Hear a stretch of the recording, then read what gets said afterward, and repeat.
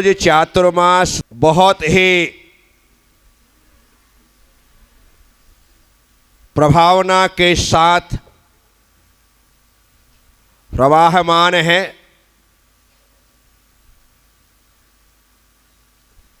आचार्य श्री शांति सागर जी महाराज के दीक्षा का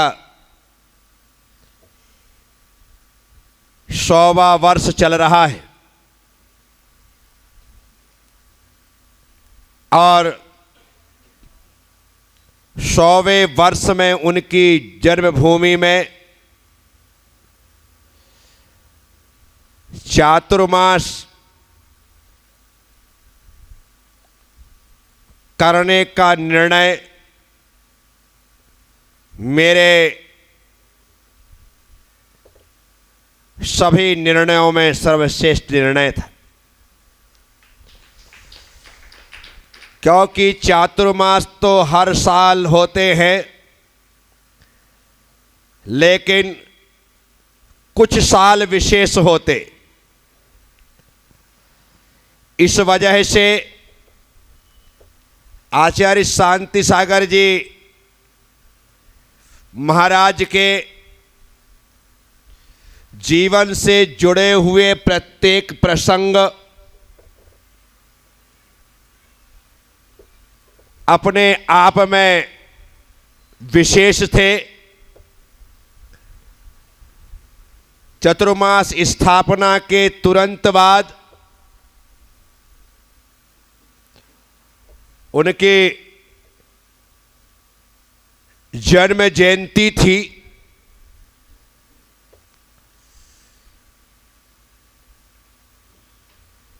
दक्षिण भारत और उत्तर भारत में पंचांग में 15 दिन का डिफरेंस आता है और डिफरेंस सिर्फ इतना है कि हमारे उत्तर भारत में हिंदी महीनों का शुभारंभ कृष्ण पक्ष की एकम से होता है,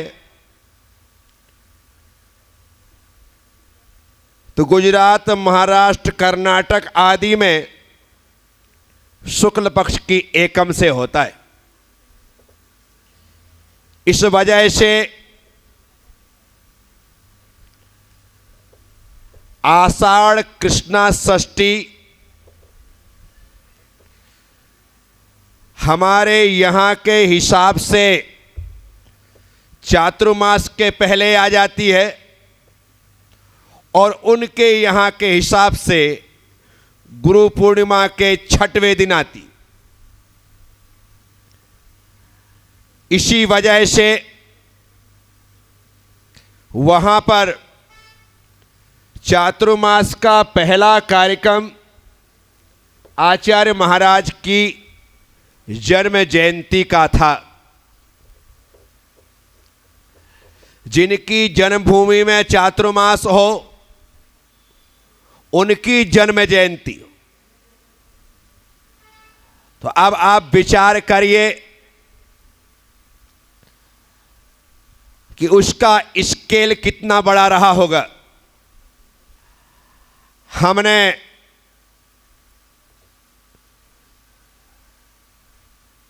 बहुत बड़े स्केल में आचार्य महाराज की जन्म जयंती का महामहोत्सव आयोजित किया।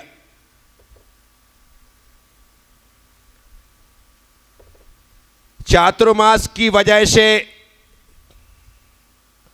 लोगों में उत्साह तो था ही,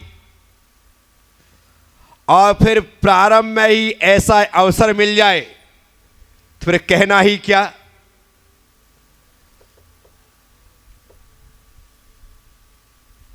सभी लोग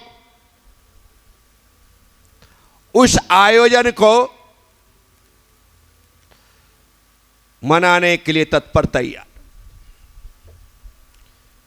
विशालतम शोभा यात्रा का आयोजन हमने रखा।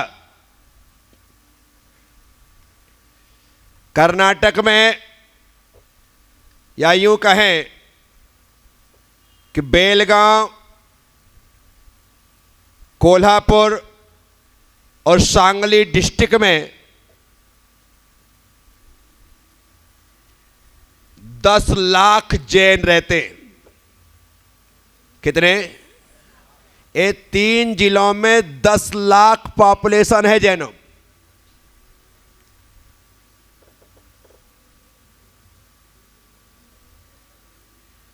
जैन बाहुल्य क्षेत्र माना कि सरकारी रिकॉर्ड में इतने जैन नहीं। पूरे महाराष्ट्र में जैनों की जनगणना के अनुसार जनसंख्या 6 लाख ही है, और खाली कोल्हापुर और सांगली और बेलगांव इन 3 जिलों को मिला ले तो 10 लाख।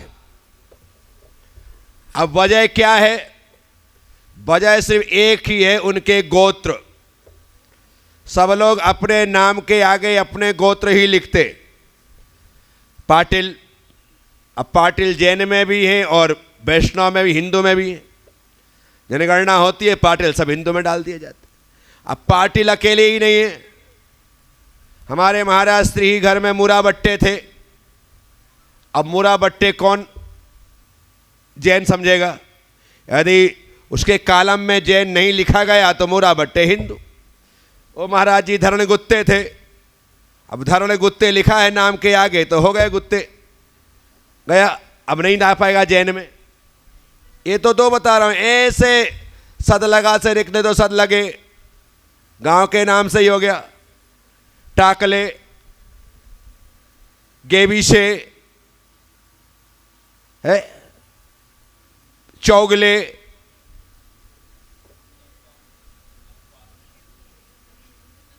केस्ते, ऐसे गोत्र हैं। और कई तो ऐसे हैं जो कि आप बोलना भी मुश्किल हो जाए, इतने कठिन। इस वजह से जैनों की जो जनसंख्या है वो पूरा होने के बावजूद भी नहीं आ पाई। अब देखो आप, अब वहां पर जैन ही जैन, जैनों की कोई कमी नहीं। शांति सागर जी महाराज के प्रति प्राणपण से समर्पित 4 वहां के आसपास के मठों में, नांदनी मठ में हाथी है, कोथली में हाथी है, जगह जगह। और कहाँ है हाथी? कुंतुगिरी में हाथी है, यरनाल में हाथी, यरनाल नहीं, सेडवाल में हाथी है। ऐसे जगह जगह खुद के हाथी है।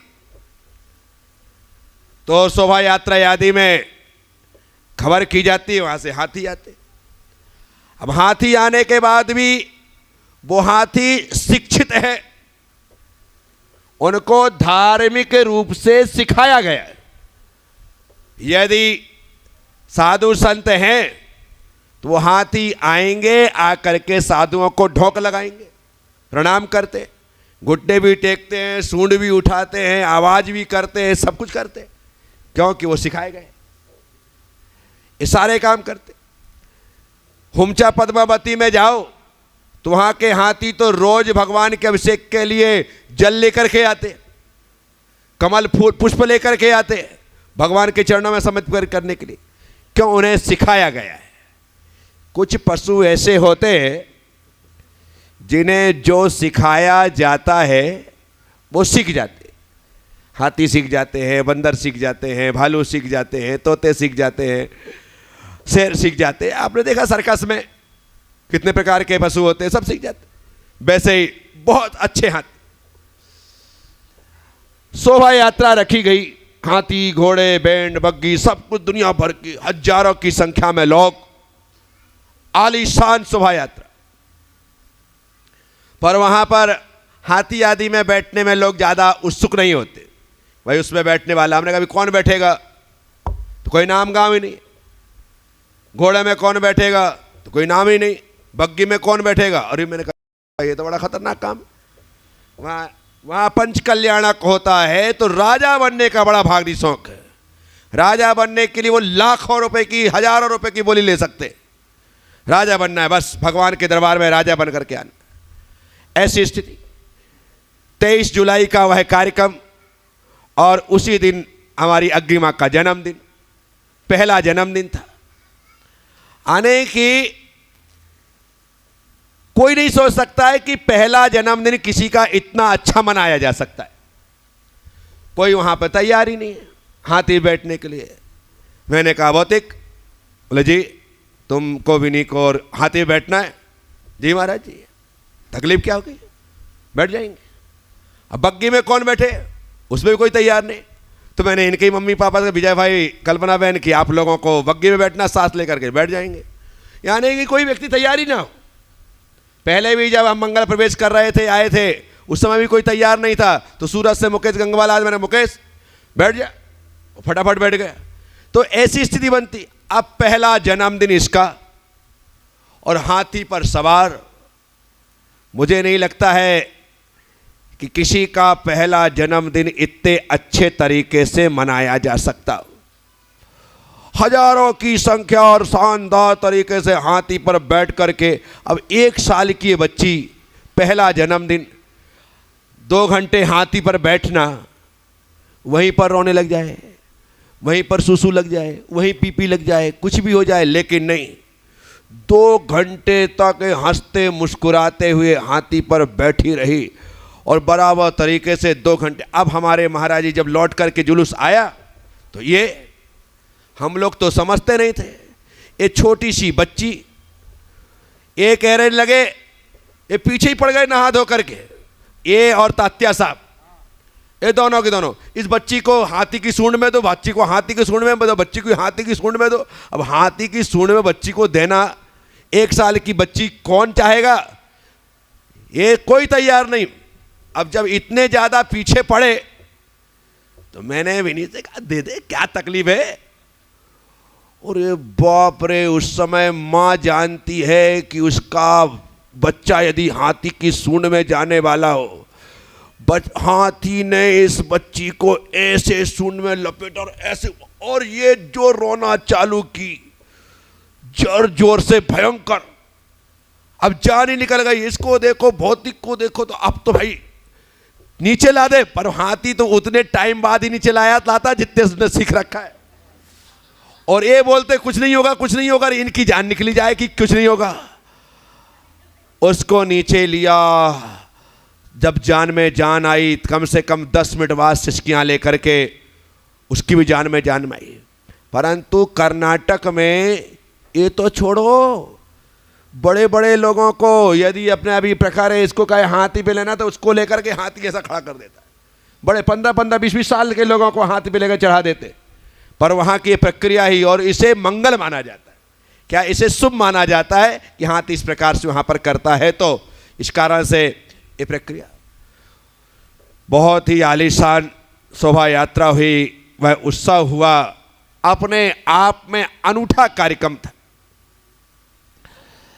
लोगों की संख्या नहीं गिन सकते हैं, लोगों का उत्साह को आप माप नहीं सकते हैं। बच्चों ने जो वहाँ पे काम किया, जो बैंड वहाँ के ढोल बजाते हैं, उसे आप देख लो तो लगे बिल्कुल हाथ खूना खून कर लेते हैं।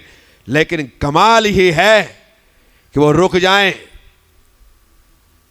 उनका जो समर्पण है, उनके जो काम करने में जीवटता है, मैंने कर्नाटक में ही ऐसी देखी है।